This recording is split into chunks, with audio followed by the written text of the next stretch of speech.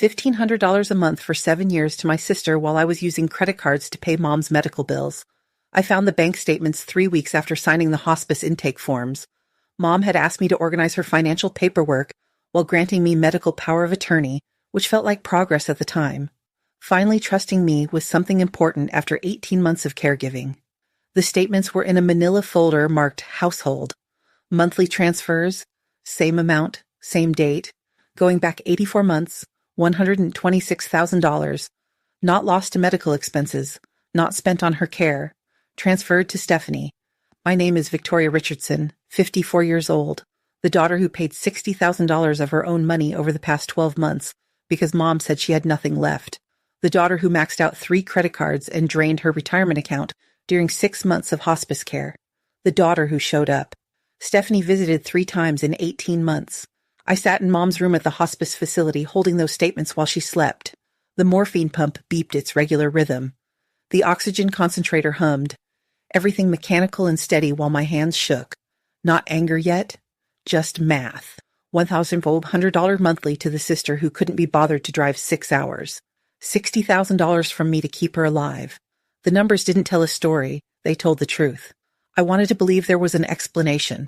Some kind of arrangement I didn't know about. A loan being repaid. Something that would make this make sense. But I'd been making excuses for this family dynamic my whole life. Strong, capable Victoria who never needed anything. Fragile Stephanie who needed everything. Turns out fragile came with a monthly stipend. 2 days passed before I said anything. I kept those statements in my messenger bag and went through the motions. Changed Mom's bedding, monitored her pain levels, coordinated with hospice nurses, updated distant relatives who asked how she was doing but never offered to visit. Both nights I sat at my kitchen table running the numbers again, hoping I'd miscalculated. The math never changed. On the 3rd day, I brought the statements with me. Mom was awake, mostly lucid. Her blue eyes tracked me as I pulled the folder from my bag. We need to talk about these transfers to Stephanie. She went very still. That sharpness in her gaze I recognized from childhood. The look that preceded, "How dare you question me?" I don't know what you're talking about. Monthly transfers, $1,500, 7 years. You have no right to go through my private finances. There it was. Not denial. Just deflection wrapped in indignation. Because my only role was to serve, not to question. You asked me to organize your paperwork. I organized it. Now I'm asking about the $126,000 you gave Stephanie while I paid your medical. Bills. Her jaw tightened. Your sister has always struggled. She needed help. I've been paying your cancer treatment out of my retirement account. You're strong. You've always been capable. She said it like it was a compliment. Like being capable meant I didn't deserve support. Stephanie has anxiety. She's fragile. She always has been. Where did this money come from? That's none of your concern. I pulled out my phone, opened my banking app, showed her the credit card balances, the depleted retirement account, the second mortgage I'd taken on my house, $60,000 I've spent in 12 months. You told me you had nothing. So where did $126,000 come from? She looked away, didn't answer. Dad's life insurance policy, I said. Not a question, a realization happening in real time. Her silence confirmed it. How much? Victoria, how much did Dad's policy pay out? $400,000. She said it quietly, almost ashamed. Not quite. The number hit like physical impact. Dad died 12 years ago. I'd asked once about the policy, whether there was anything to help with funeral costs, and Mom said it barely covered his final expenses. I gave Stephanie $150,000 when Connor's business had debt. Then the monthly transfers started 7 years ago when that ran out. When it ran out? Like it was an allowance. Like my father's death was a windfall meant specifically for one daughter. You gave her $400,000. My voice didn't sound like mine. While I was raising Andrew alone, while I was working overtime to pay his community college tuition because I couldn't afford university, Stephanie needed it. Her marriage was in crisis. Connor's business was failing. And I didn't need anything. Nothing in 12 years. You've always been self-sufficient. That's who you are. Self-sufficient wasn't who I was. It was who I became because asking for help from this family meant being told I was asking wrong. I wanted support. They wanted me to not need support. That's an important distinction. Over the next 4 days, I went through the rest of Mom's paperwork with actual attention. Not organizing for her benefit, looking for mine. That's when I found the Medicaid application from 2 years ago.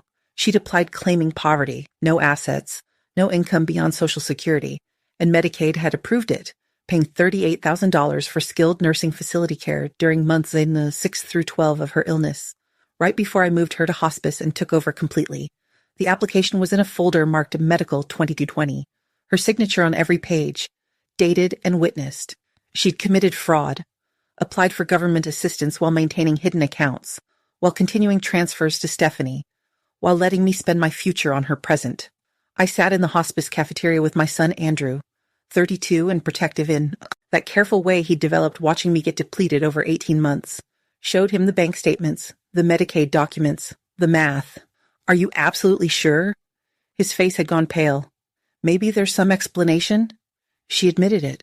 $400,000 from Dad's policy, $150,000 to Stephanie up front, monthly transfers for 7 years, while committing Medicaid fraud. Grandma's dying. I don't want to believe this about her. Neither did I, but believing people instead of evidence was how I'd spent 54 years enabling my own exploitation. How did you let this go on for so long without saying something? His question wasn't accusatory, just confused, genuine. How do you watch someone do this to you and stay silent? Because I'd been trained since childhood to accept whatever scraps of appreciation they offered, to believe being strong meant not needing anything, to make myself smaller so Stephanie's fragility could take up more space. I'd participated in my own erasure for decades. Mom died 6 days after that first confrontation. 6 days where I kept vigil out of habit and duty, part of me still hoping she'd apologize or explain or acknowledge what she'd done. She never did. Just asked for pain medication and ice chips, talked about being tired, told me to make sure I called Stephanie before making any decisions about arrangements. Even dying, she was delegating me to supporting role. I sat with her body for 20 minutes after the hospice nurse confirmed she was gone. The room was quiet except for the machines they'd already turned off.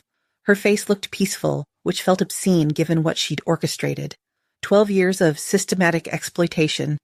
$400,000 distributed according to who she believed deserved it. Medicaid fraud committed with my sister's knowledge and participation. All of it built on a narrative where I was too strong to need anything, and Stephanie was too fragile to deny anything. And I'd enabled it, by never demanding equal treatment, by accepting the role of capable daughter who didn't need support, by making myself endlessly available while my sister made herself strategically scarce. They'd counted on my silence, my compliance, my willingness to keep being whoever they needed me to be.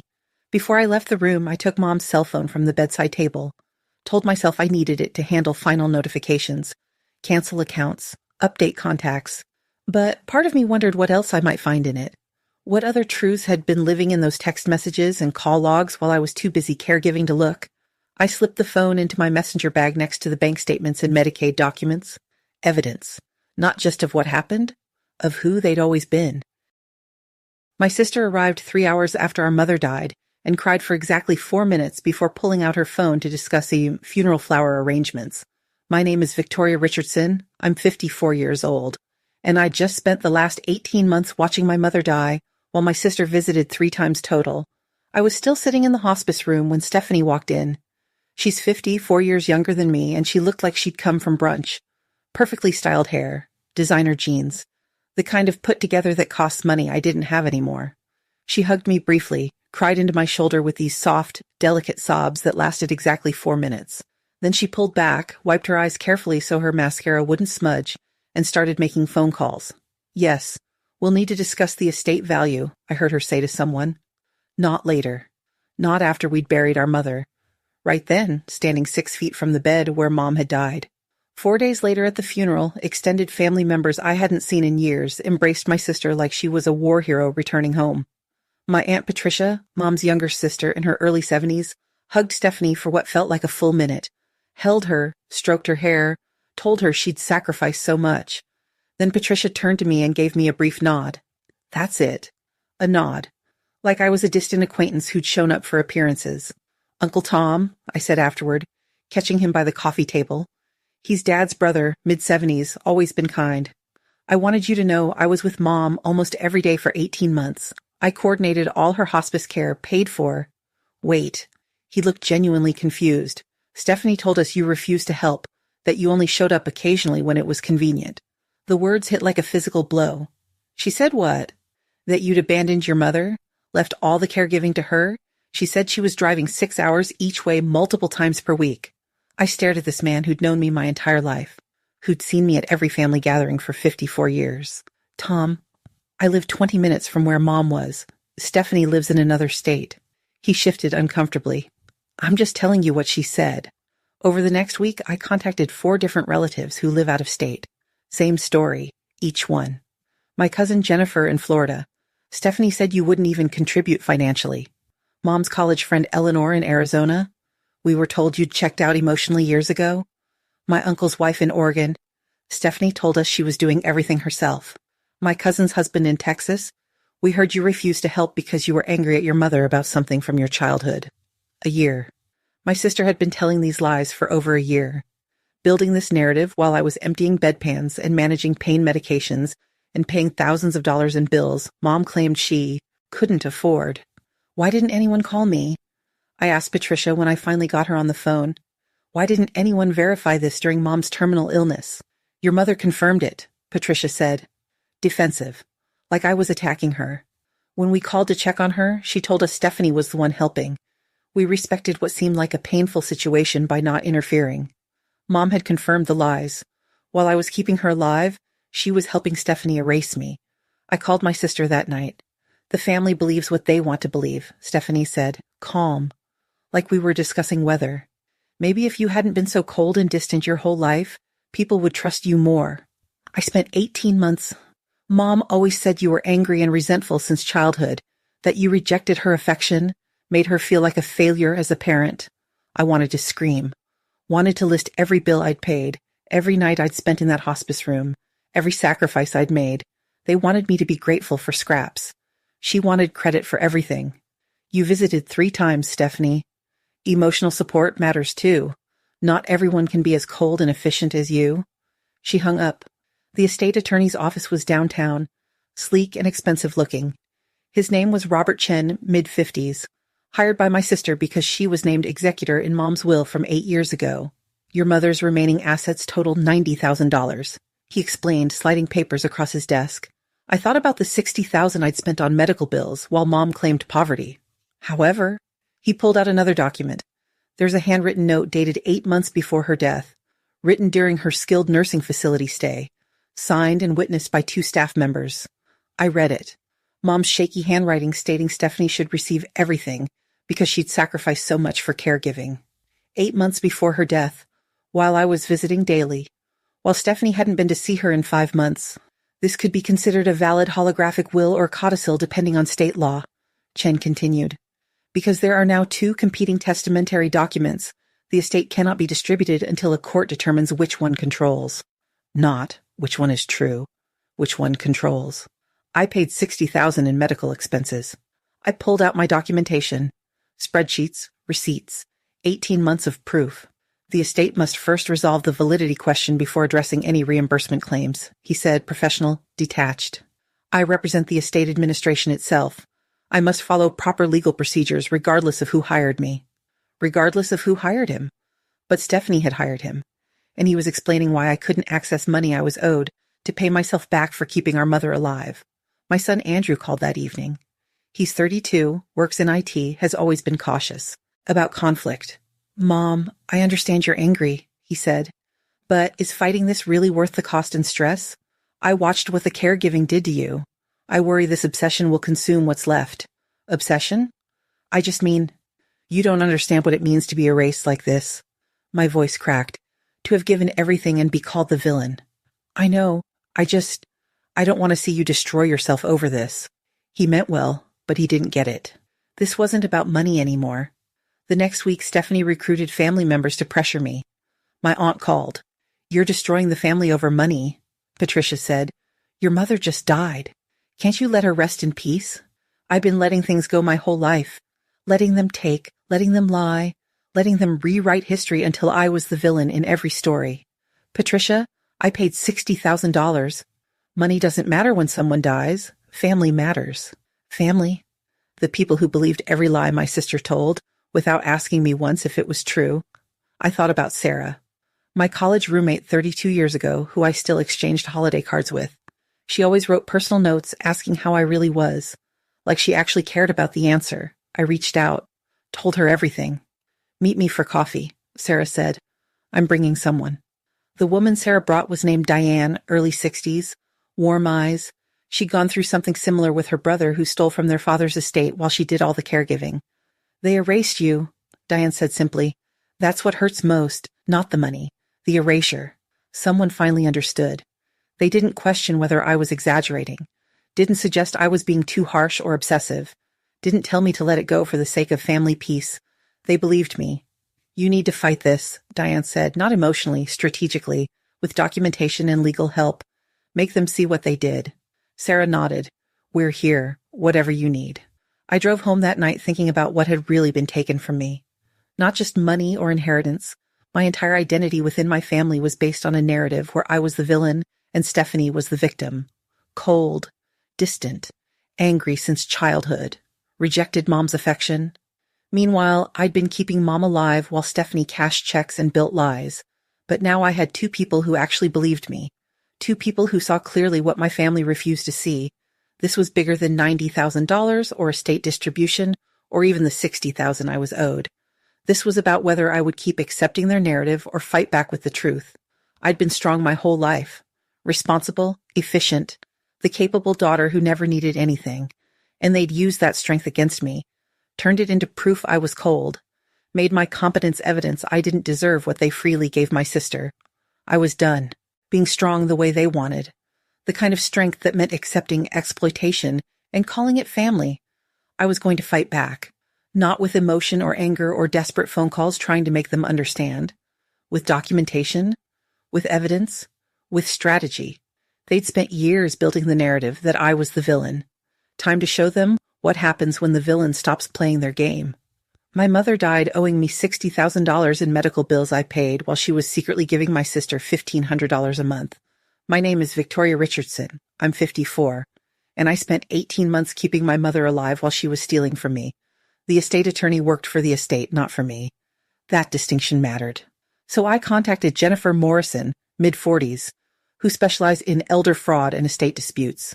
She reviewed my documentation in her office while I sat across from her desk, trying not to calculate how much this consultation was costing per minute. "This is fraud," she said. "Clear Medicaid fraud.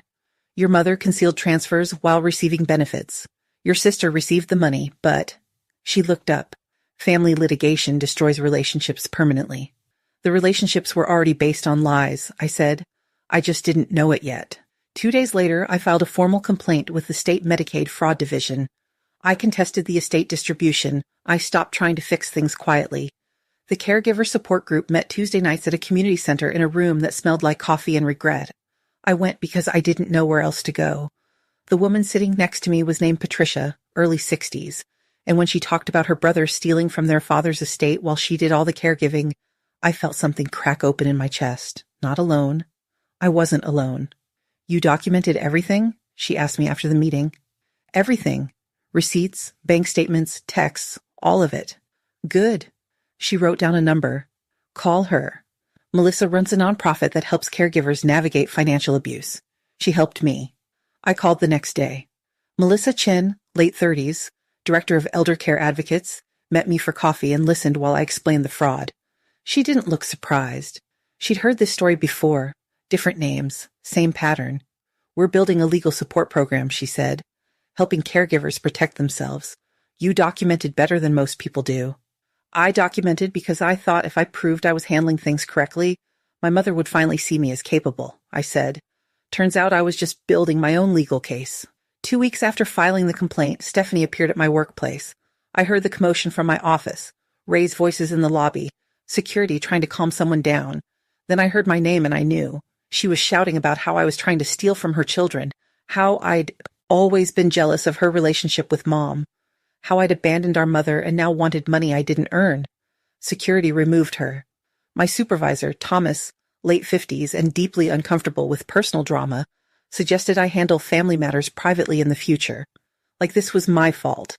Like I'd invited my sister to perform her breakdown in our reception area. I didn't defend myself. What was the point? The state investigator called 3 days later. Karen Wells, early 40s, methodical and thorough in a way that made me trust her immediately. She wanted to interview me and review any documentation I had. I kept my mother's cell phone, I said during the interview.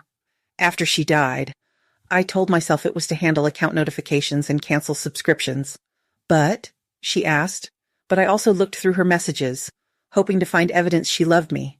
Some texts that showed she cared. Did you find it? No. I handed her the phone. But I found something else. Karen spent 40 minutes reviewing the phone while I sat in the conference room drinking terrible coffee. When she looked up, her expression was carefully neutral. These text messages between your mother and sister from 9 months before your mother's death, she said. Your sister knew your mother was on Medicaid. They discussed concerns about the transfers being discovered. Your mother reassured her it would be fine. I felt something shift. Not surprise, confirmation. Your sister wasn't just receiving money, Karen continued. She was a knowing participant. And these texts here, they discussed timing the handwritten will, carefully during the skilled nursing facility stay. Your sister helped orchestrate it. The fragile, anxious sister who couldn't handle stress. Planning fraud, discussing timing, reassuring our dying mother it wouldn't be discovered. I wanted to believe she didn't know. They wanted me to believe she was just a victim of Mom's favoritism. That's an important distinction. There's more, Karen said. She pulled out official Medicaid case files she'd requested from the state agency. Your sister's signature, on the witness line of the original application from 2 years ago. She signed legal documents while concealing material information about the monthly transfers she was receiving. Witness, participant, knowing accomplice. This makes her liable, Karen said, not just as a recipient, as someone who helped commit the fraud. My son Andrew, 32, kept his distance initially. He was processing his grandmother's betrayal, worried about me, worried about what this fight would cost. Maybe you should let it go, he'd said after the funeral. She's gone. Fighting won't bring her back. He was trying to protect me. I understood that. But protection that required me to accept exploitation wasn't actually protection.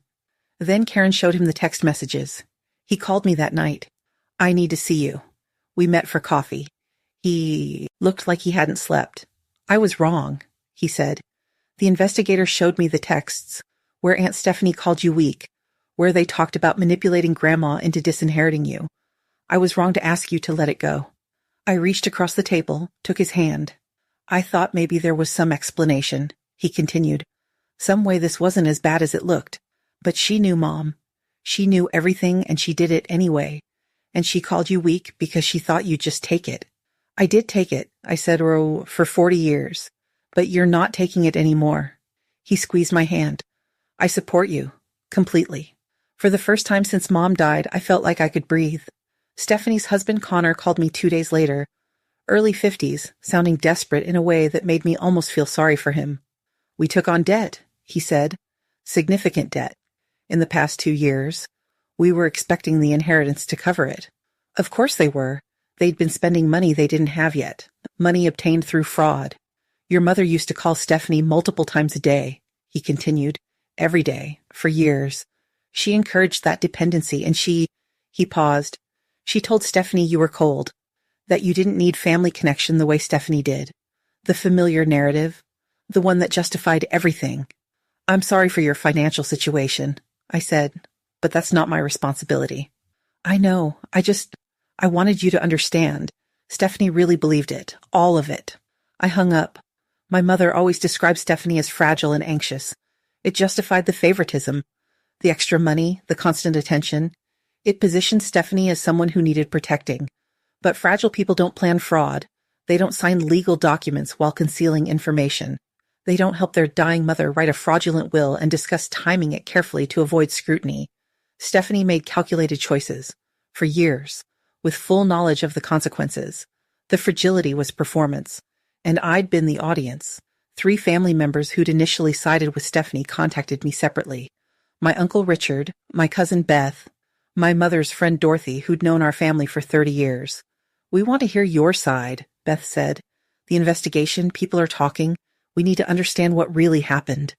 What really happened. Like they hadn't been there. Like they hadn't watched me spend 18 months caregiving while Stephanie visited 3 times and lied about it. But I told them I'd talk to them. All of it. With documentation. Some absence is a choice, and some choices reveal everything. I sat in my kitchen that night with Patricia and Melissa, the 2 women who'd become actual friends in the past month. not people I performed competence for, people who saw what happened and believed me.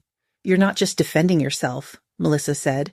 You're exposing a system, the way families exploit caregivers, the way favoritism becomes fraud, the way people like your sister get protected while people like you get used. She was right. For the first time, I had my son's full support. 2 genuine friends. Evidence that would hold Stephanie legally accountable for choices she made deliberately and with full knowledge. I wasn't the cold daughter who abandoned her mother. I wasn't the jealous sister who couldn't accept her mother's love. I was someone who kept detailed records while being exploited. And now those records were weapons. My mother spent 40 years teaching me that being strong meant not needing anything. That asking for equal treatment proved I didn't understand family. But strength isn't accepting exploitation. It's refusing to call it love. And I was done pretending. 6 months after I buried my mother, the state of Pennsylvania sent my sister a bill for $18,000. My name is Victoria Richardson. I'm 54 years old. And I spent 18 months watching my mother die, while my younger sister Stephanie collected monthly checks and told everyone I'd abandoned the family. The Medicaid fraud case finalized in February. $38,000 the state wanted back from the estate because my mother applied for benefits while hiding $126,000 in transfers to Stephanie. But here's the beautiful part. Stephanie signed that Medicaid application as witness, while receiving $1,500 a month she knew was being concealed. The state held her partially liable, $18,000, her share of the fraud penalty, with her wages garnished for the next 6 years to repay it. Not justice, just math. But sometimes math is enough. The handwritten will got invalidated. Turned out judges don't love documents created specifically to facilitate fraud. After the $38,000 Medicaid repayment and $9,000 in legal fees, $43,000 remained from Mom's estate. I got $36,000. Stephanie, as executor, got $7,000. Partial reimbursement for the $60,000 I'd spent keeping our mother alive, while Stephanie visited 3 times and cried on the phone about how hard this was for her emotionally. The money didn't fix what was broken, but it proved I wasn't crazy for keeping receipts. I took $15,000 from the settlement and gave it to Grace Chen, director of the caregiver support nonprofit where I'd been volunteering since Mom died. Seed funding for a financial protection program? Not charity. Strategy. Grace helped me design workshops teaching caregivers how to document expenses, protect themselves legally, photograph important documents. Things I'd done instinctively that had saved me when everyone assumed I was lying. 4 families in the first 3 months. 4 people who now had proof when their siblings started questioning where Mom's money went. 4 people who wouldn't spend $60,000 and end up with nothing but receipts and rage. The family meeting happened 3 weeks after the settlement because my Aunt Linda finally accepted what she'd refused to see for 18 months. She called me on a Thursday. We need to hear your side, all of us. No more phone calls, no more he said, she said. I almost said no. But Sarah, my college roommate who'd shown up when I needed her after 20 years of holiday cards, convinced me otherwise. They need to see the evidence. You need them to know. So I went. Andrew, my 32-year-old son, drove. His kids stayed with his wife. This wasn't a gathering for children. Aunt Linda's living room. 15 people, including Uncle Tom, 3 cousins, their spouses. Stephanie arrived with her husband Connor looking like defendants at sentencing. I brought 3 folders, medical bills, hospice documentation, bank statements showing every transfer, text messages between Mom and Stephanie discussing the fraud, planning the will, calling me weak. I didn't perform, didn't cry, just presented facts the way I'd learned to do during 18 months of coordinating care while everyone assumed I was lying. $60,000 over 18 months. I placed the first folder on Linda's coffee table. Every bill, every date, every check I wrote. The transfer started 7 years ago when the $150,000 from Dad's life insurance ran out. Stephanie received $126,000 total, while Mom claimed poverty and let me pay for everything. Connor went pale. The expression on his face suggested he was only now realizing the money hadn't been legitimate. He later told me they'd taken on significant debt in the past 2 years, expecting inheritance to cover it. Some people plan futures, others plan theft. The Medicaid application. Second folder. Stephanie signed as witness 2 years ago, while receiving transfers she knew were being concealed. That's not an oversight. That's fraud. Uncle Tom shifted in his seat. He called me vindictive 6 months ago. Now he was looking at documentation that made vindictive look like self-defense. And the will. Third folder. Text messages from 9 months before Mom died. Stephanie and Mom discussing timing, laughing about how I'd just accept it like always. Linda read them silently. Her face changed. I deleted nothing. I said, hid nothing. Your sister made calculated choices for years. I just finally stopped pretending I hadn't noticed. 3 people apologized. Uncle Tom said he'd been manipulated and should have asked my side earlier. Cousin Jennifer cried and said she was sorry. Cousin Michael just kept saying, I didn't know. Linda stayed silent, but she stopped defending Stephanie. Stephanie sat there while her husband read the texts over her shoulder, watched 15 people process that the fragile sister who needed protecting had spent decades systematically robbing the capable one. I knew it was wrong. Her voice cracked, not the performance crying I'd watched for years. Something rawer. The transfers, the lies, all of it. Connor stared at her. I convinced myself you'd never fight back, that you'd just accept it, like you always did. She looked at me finally. I told myself you didn't need the money as much, that you were stronger, that it wasn't really stealing because Mom wanted me to have it. There it was. Not remorse, just an explanation of the mechanism. How you justify theft when the victim is family. She asked for nothing. I offered nothing. Sarah sat in the back with Dana, the woman from the support group. Neither spoke, but their presence meant more than any apology from people who'd spent 18 months believing I was cruel. 2 months later, I bought a house. Small 3-bedroom in a neighborhood near Grace's nonprofit. $58,000 from the settlement and my savings. Not the house I dreamed about when I was younger, but the one that mattered now. Grace helped me navigate licensing requirements, insurance, converting it into a respite home for caregivers under the nonprofit's umbrella. Temporary housing for people in crisis while family members tried to exploit them. The first woman who stayed there was named Patricia, 49 years old, caring for her father while her sister tried to get power of attorney to access his accounts. I helped her document everything, connected her with an attorney, watched her prevent exactly what I'd experienced. That's not healing. That's choosing what the wound becomes. 22 months after Mom died, I stood in the respite home during a caregiver gathering. 30 people in my living room. Grace announcing the program would expand to 3 cities using my model. Andrew stood beside me with his kids. Sarah was there. Dana. Several caregivers whose families I'd helped protect. 31 people had used the respite home by then. My workshops had trained over 70 caregivers in financial protection. Real numbers, real people, real prevention. I knew Stephanie would struggle financially for years with the garnishment. Knew our relationship was done. Knew some family members would always think I'd been too harsh, too cold, too unwilling to forgive. But I also knew this room was real, growing. That the work had stopped being performance and become something genuinely meaningful. The respite home existed because I kept receipts when everyone said I was paranoid. The workshops worked because I documented when everyone said I was controlling. The program expanded because I'd refused to accept exploitation as normal family dynamics. I'd spent 54 years seeking approval from people who never intended to give it. Trying to earn love from a mother who'd chosen her favorite decades before, I understood the game was rigged. But standing in that room surrounded by people who actually showed up, who saw me clearly, not as the responsible daughter who never needed anything or the cold sister who abandoned her family, but as someone who'd refused to be exploited anymore and built something that protected others from the same betrayal, I finally understood something fundamental. Some people will never see your worth, and that's not a reflection of your value. It's a revelation of their capacity. I'd stopped chasing ghosts, started living for the people who were actually present. The caregivers in my living room weren't there because they pitied me or because they thought I was a victim who needed saving. They were there because I'd shown them how to fight back, how to document, how to refuse exploitation disguised as family duty. That's not revenge. That's replication. And honestly, watching 30 people learn to protect themselves was better than any apology Stephanie could have offered. Better than Mom saying she was sorry. Better than family members finally believing me. Because this wasn't about being believed anymore. This was about building something that would exist long after everyone forgot the original betrayal.